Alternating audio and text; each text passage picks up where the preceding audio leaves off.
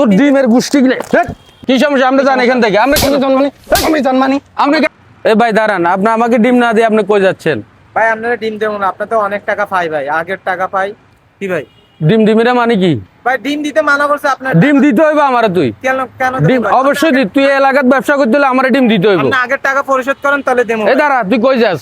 ওই যে মানে তোর ডিমের গুষ্টি গিলে তুই ডিমের ব্যবসা কর বেটা। তুই আমারে ডিম না দি তুই আরেক দোকানে দিবি, ঘটনাটা কি তোর? ভাই আপনি ডিম দেন না, ডিম দেবেন কিভাবে আপনারে? কি সমস্যা? আরে ভাই ও আমারে ডিম দিচ্ছে না, ওরা বলতেছে আমাকে ডিমে দিবে না। ডিম ভাঙছেন কেন?